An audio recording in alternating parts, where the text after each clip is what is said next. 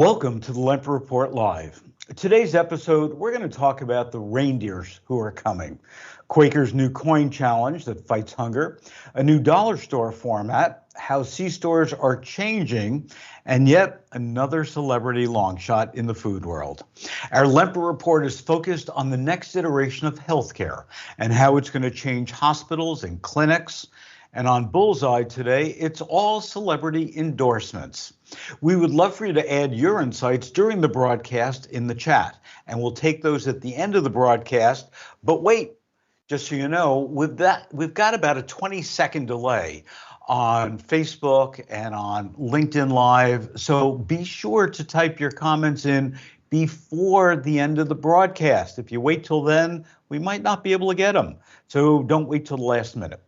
We bring you our unique insights on grocery, retail, sustainability, e-commerce, new product reviews, on and on and on, and certainly about consumer trends.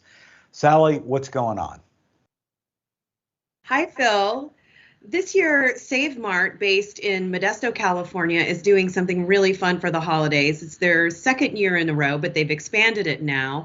They are offering delivery by these cute robots that look like reindeers, and they will play holiday songs for you as well. They don't look like reindeers. they look like a lot of the robotics that we've seen before. You know, square things that, were painted to look like a goofy reindeer. Well, bah humbug.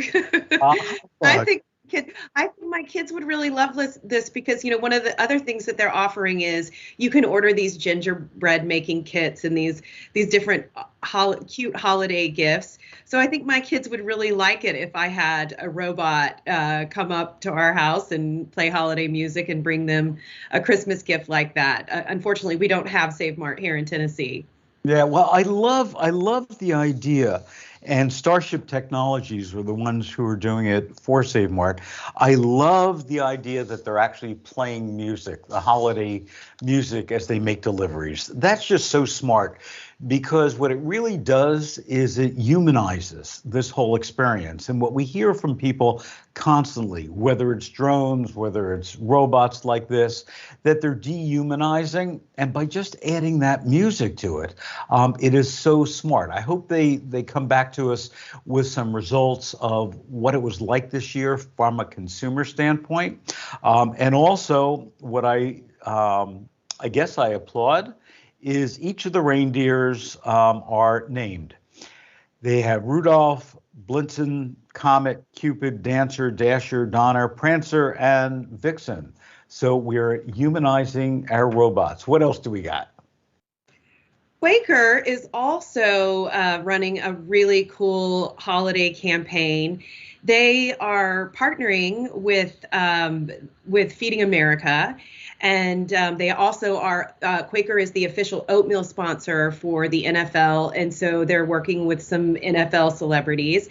And what they're doing is promoting shoppers keeping their oatmeal cans and collecting change around their house, and then they can take that change to a Coinstar location, and they can opt to donate that to Feeding America, which is great because we're seeing so much food insecurity right now. And apparently $1 can provide 10 meals. So we're looking at a commitment of them hoping to donate $125,000 this year. And that's coming out of Quaker's budget. Yes. And what you and I as consumers donate is over and above that. And I love the fact that there's this partnership going on between retailers, between NFL, Quaker, and Coinstar getting involved. And Coinstar, I'm sure, is not taking a commission on this. And also, I mean, Quaker in their materials are very clear. It doesn't have to be a Quaker oatmeal box or oatmeal container. Obviously, they want it to be, but they're just saying, take whatever container you've got, take your spare change. We also know that there's a coin shortage going on in the country, so hopefully this will help. I love this. I think that this is so smart. of Quaker. I think it's so good for our community. I love this, and it reminds me of the old piggy banks that people had. Certainly, kids had them, but I remember growing up, my family had a coin jar as well. Just bring that to your local supermarket, go to the Coinstar machine, and it gets donated right to Feeding America. And Feeding America has done such a great job during the pandemic. They serve over 200 food banks, 60,000 food pantries across the U.S. And today we've got 38 million people who are facing hunger. So we all have to chip in, and the least we can do is coins. I mean, when I read this, I have.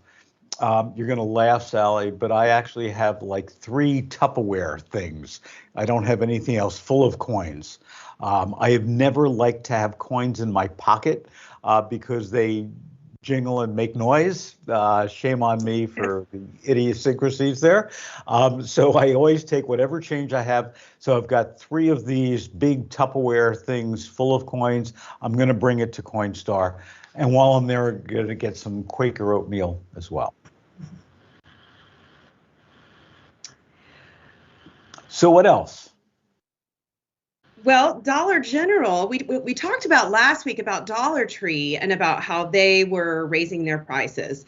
Now, this week, we're hearing about Dollar General and this new store format they have under the brand name Pop Shelf. They are opening more of these stores and hoping to have about 1,000 locations by the end of 2025. And what's unique and makes it different from the regular Dollar General store is that they're targeting the suburban woman who has a household income of $50,000 to $125,000 a year. And they're focusing more on home decor, gifts, party supplies, not as much on the food items, but these items that are home goods that they will also frequently change to keep turnover very, very interesting. And also it's this whole, search and discover strategy that Dollar's always had. And what's interesting to note is the average dollar store now, their customer has about a $40,000 income. So if they can get it to 50 to 125,000, they get all these new customers. It could really be really cool. The average square foot in these new stores are 9,000 square foot. So it's interesting to see how Dollar, who owns this marketplace now, is really looking to expand. And I think expansion is always critical because if you don't expand, you basically fall backwards and you die. So good for them for doing this. And another store format that's making changes, who's that? Well, that's the convenience stores. And this is really interesting because what's happening is we're seeing convenience stores that are positioning themselves more to suit their local shoppers rather than one style format that fits across the board. As a result of the pandemic, we saw a lot less people using the convenience store to fill up on gas, get morning coffee. Now they need to go for their basics. So this is a great opportunity for these types of stores to expand what they're offering and to particularly focus on their local needs. And also, when we look at the C-store market, certainly during the pandemic, it rose. It's now at about $255 billion. But during the pandemic, their average basket size increased by 18%. So to your point, people are using convenience stores more than ever before for a whole variety of products, whether it's be local. And also during the pandemic, we saw them really step up as it relates to prepared foods. And there's some convenience stores that are out there, like Sheetz, for example, who for the past decade has focused on prepared foods, doing it really well, really smart, getting people to eat there, and then converting during the pandemic to more takeout. I'm really watching this whole C-store category Very closely, because as we're seeing more C-stores put in the electric car chargers, what we're seeing is the attraction of new consumers to C-stores who typically haven't gone there. C-stores, people might have gone to a 7-Eleven for a Slurpee, for coffee in the morning, and so on, but you put in those electric car chargers, and it brings in a whole new audience of Tesla owners, if you would, at least here in California. And who knows what they're going to want and how they're going to be able to push the C-store merchandising to a whole new level. Yes, and also with these convenience stores, one of the ones that we just saw the image up for, Foxtrot. We just talked about a couple of weeks ago how they're one of the companies that is embracing this corner market idea and bringing in some of these smaller brands and startups that you see on Instagram, putting those products in their stores, ones that wouldn't normally make it in the big retailer. On their shelves. One thing that I didn't know until I read this article, and I guess I sort of knew it, but really didn't have the fact, but 60% of all convenience stores in the country are independently owned.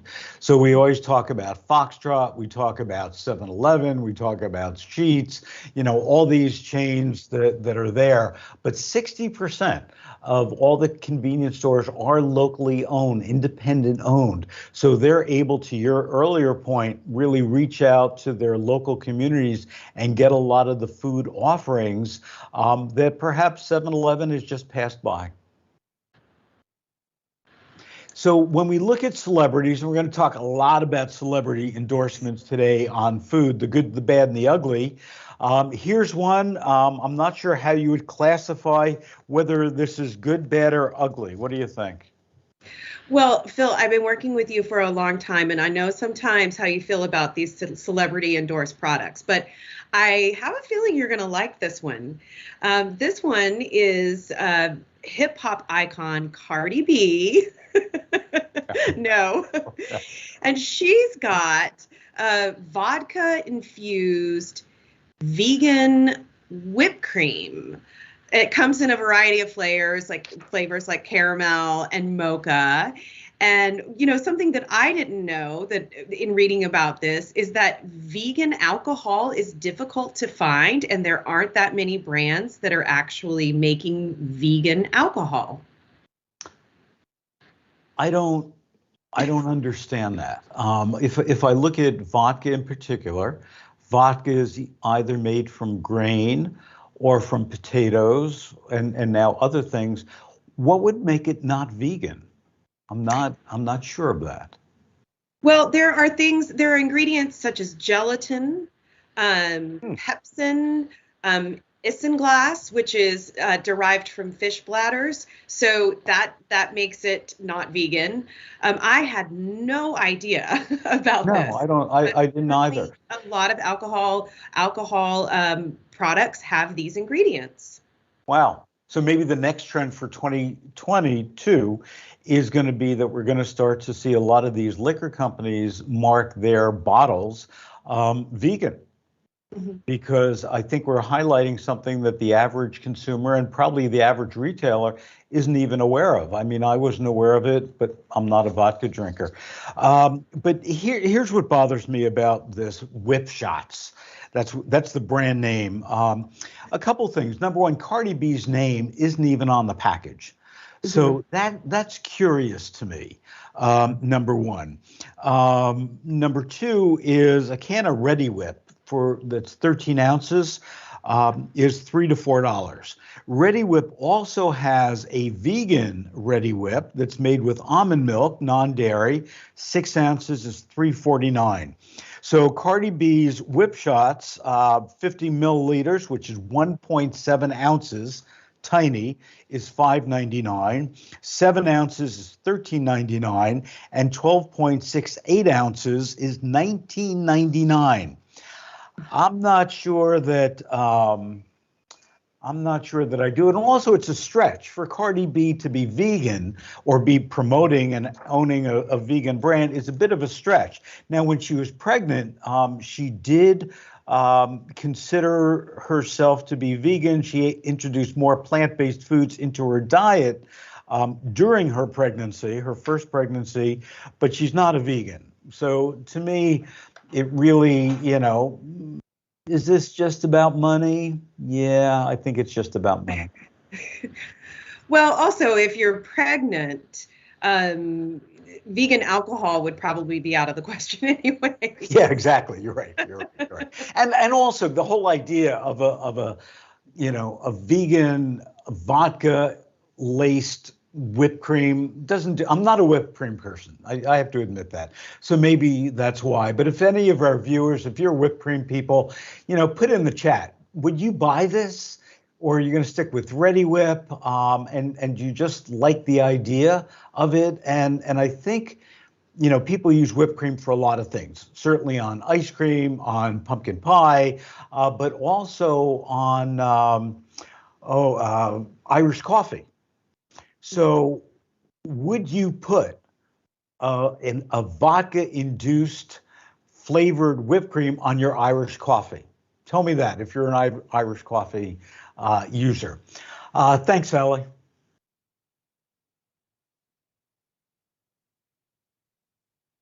Today on the Lempert Report, every single patient that heads to an RWJ Barnabas Health facility will soon be screened for social determinants of health, and if needed, referred to services for ongoing support. This is groundbreaking for medicine, for all of healthcare, as we typically ignore the social and environmental factors in a patient's life, including the access to healthy food, safe housing, and transportation that can ultimately impact their health big time. The program, called Health Beyond the Hospital, or HBTH, and why do people have to always have these acronyms? I don't get it. Will be the first end-to-end universally applied, culturally tailored, and fully integrated SDOH program in the nation. Barry Ostrowski, the president and CEO of Barnabas, said in the announcement, "What defines our health is so much greater than genetics or clinical care. 80% of all health outcomes are due to social, behavioral, and environmental factors that are the social determinants of health. The timely interventions made possible by Health Beyond the Hospital will create a spiral that will positively impact the well-being of our patients and all of those caring for patients across our community.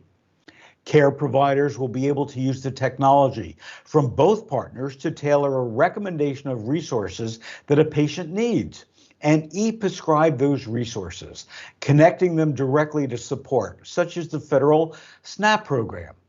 Health systems often target their HDOH efforts on patients with the lowest incomes or who are frequently utilizer of the healthcare system. Deanna Minas-Vincent, Corporate Senior VP of Social Impact and Community Investment at Barnabas, now expands the thought. She shares an example. Our questions focus not on just whether someone can afford food, but also on good nutrition. Are you eating fruits and vegetables? How many sugary drinks do you have a day, for example?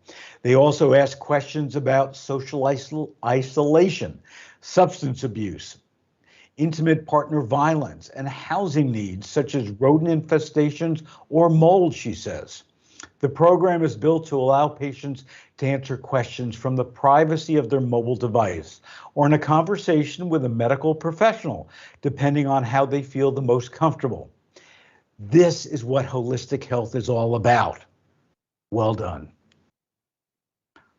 On Lost in the Supermarket, I interviewed Spencer Price, who's the co-founder and CEO of Holla, the taste intelligence company that uses AI to redefine personalization and to increase in-store efficiencies that create bigger basket sizes.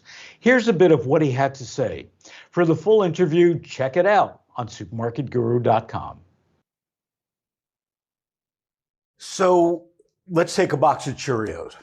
So when I look at a box of Cheerios, you're pulling hundreds or thousands of attributes of that product, if I understand properly. So you're looking at nutrition, you're looking at adding milk, you're looking at putting it in a bowl, you're doing all those things, and then taking that information and doing what with it? Precisely. We're taking that information and a whole bunch more, including your household habits, dietary restrictions, your taste preferences, cravings you're likely to have, what you might be running out of, and of course, looking at the distinct Cheerios you've selected relative to all the other options that are out there. And what we're using that information for is to understand what the best complementary products might be to suggest to go with that Cheerios. And that's based on what's already in your cart. So if you've already added milk, we're probably not going to surface in your face a whole bunch of other milks. Instead, we might be showing you things like banana that you might want to add to your cereal. But if we can glean from your browsing behavior, your past purchase history, all without any personally identifiable information, what it is you might be likeliest to enjoy in addition to what's in your cart and the product you're looking at, in this case, Cheerios.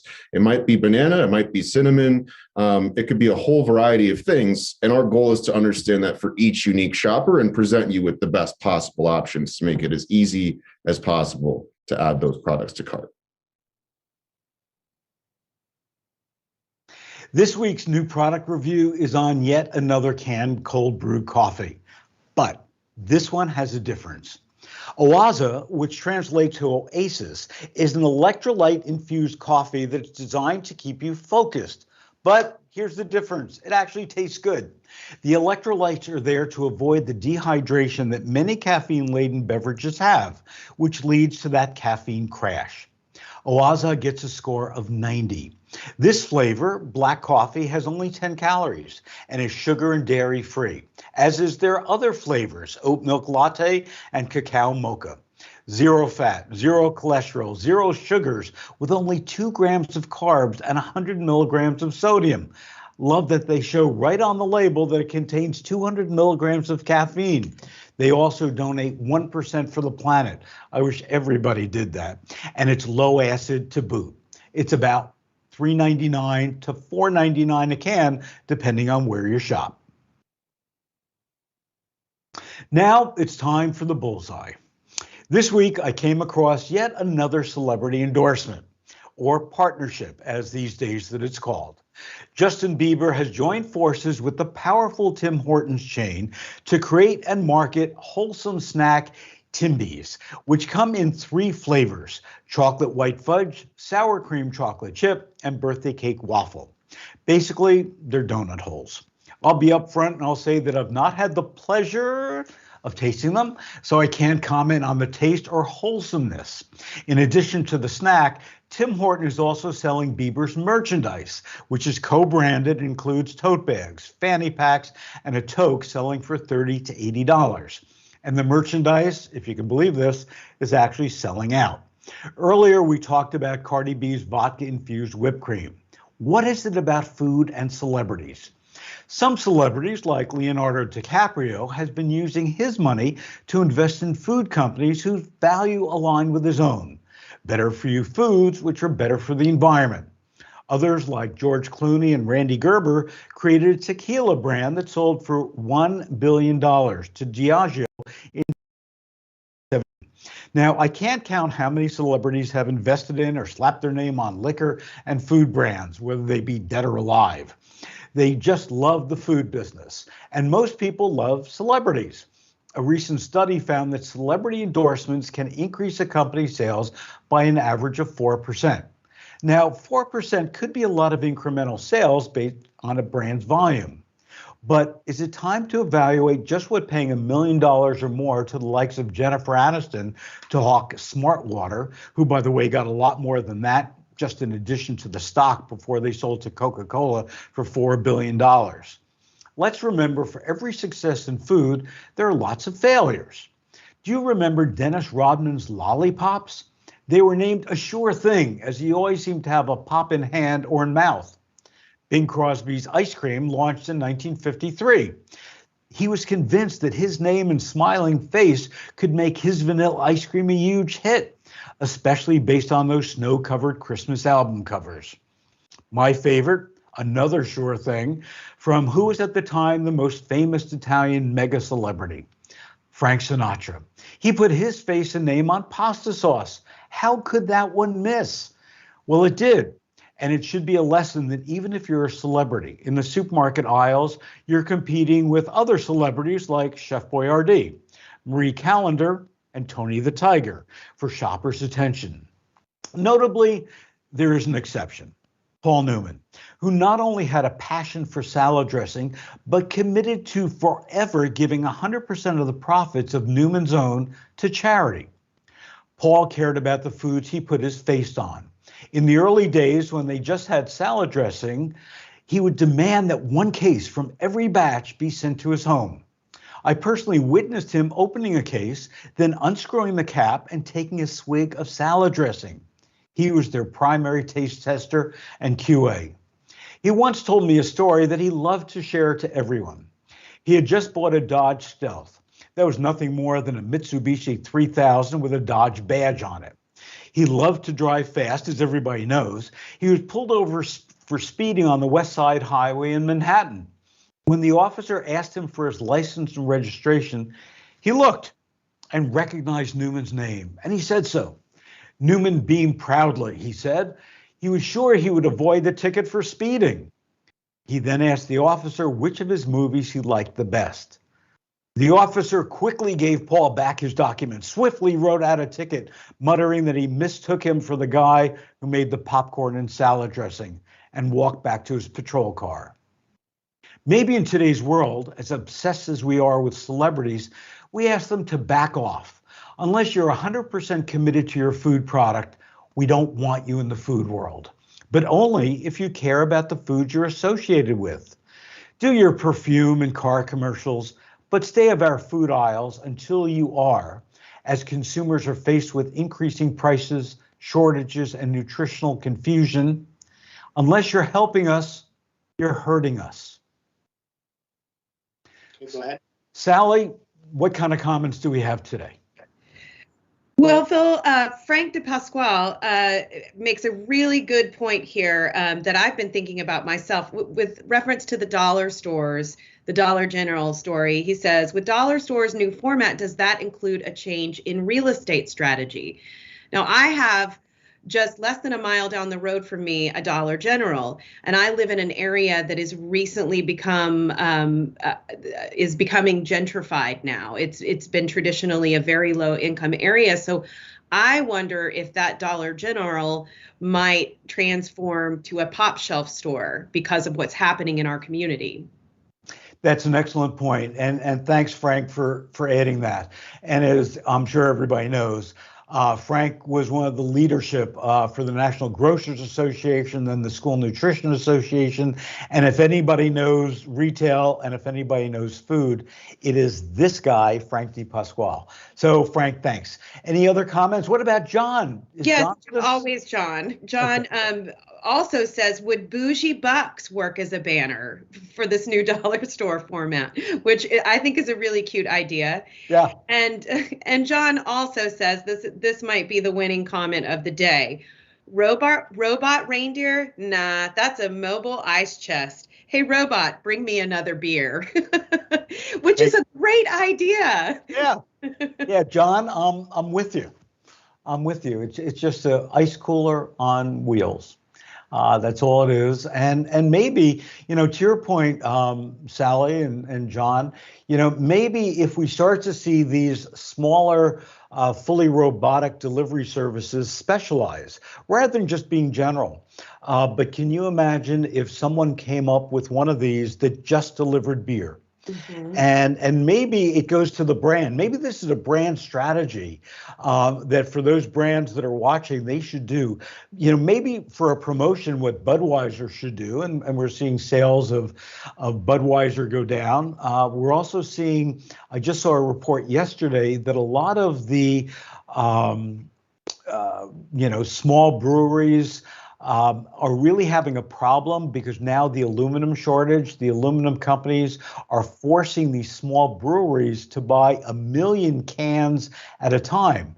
And the interview that I heard from this small brewer said, number one, I don't have the space to put 1 million cans, and I don't have, frankly, the cash flow to do it. So I think a couple things. When we look at these small breweries, I think they're going to move out of aluminum cans back into bottles, where they can just put a label on them versus having the aluminum. But I would love to see either Miller Coors or Budweiser test these delivery services that are just for their brand and just for beer.